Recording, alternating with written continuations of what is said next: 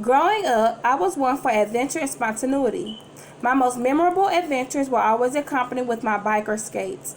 I lived in a neighborhood that was urban but also had rural attributes like large grass fields and steep hills. One of the most awkward situations I ever experienced happened close to that grass field while I was skating. A group of children walked toward the hill and one of them called my name.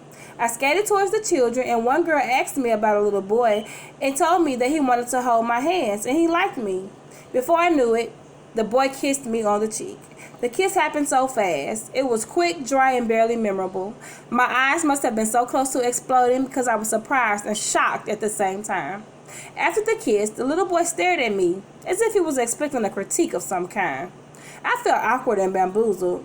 Although it was unexpected and unwarranted, that kiss taught me a valuable lesson. I learned that reflexes and reactions are normal and that I should not be apprehensive to use either. This awkward experience did not make me feel comfortable, but it led to a better understanding of personal space, inappropriate touches, self-defense, and the male-female relationship.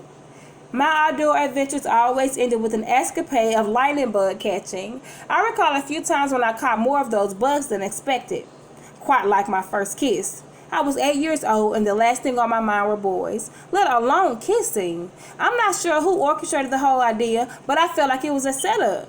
Even though we were only children and this was more than likely a simple display of affection, I did not give that young boy my consent and I felt uneasy.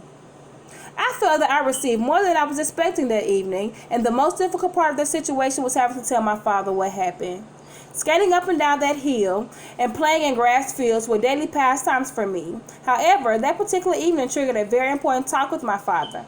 After the boy kissed me, I could barely look at the group of children, so I turned away slowly and lowered my head. After that, I skated home. The girl followed. My father knew something was wrong and asked us what it was. Before I could say anything, the girl explained what happened. My father looked startled, but amused at the same time. We had a serious conversation about good and bad touches and how kissing was a touch that was not appropriate for little boys and girls our age.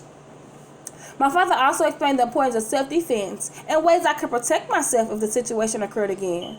My father's sister, my aunt, had a talk with me as well. However, her talk was fun and girly because it allowed me to spend one-on-one time with my aunt, who I thought was the most stylish and chic lady ever.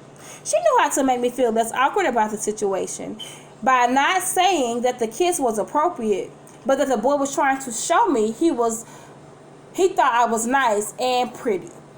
She also explained how my personal space was something that should not be violated, especially by males.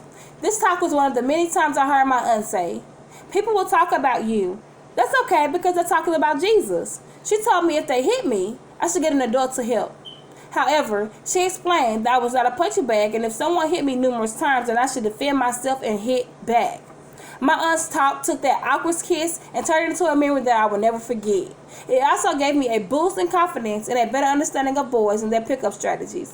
Even though the awkward moment made me feel uneasy, I learned a lot from it. Awkward situations can either bring out the more defensive side of an individual or a more understanding side of an individual. I learned how to use both mechanisms. I'm not proud of that cringeworthy moment, but the lasting effects it had on me are bragging rights. So there you have it. Here's to that awkward moment. The cat was found, let out of the bag, and kissed.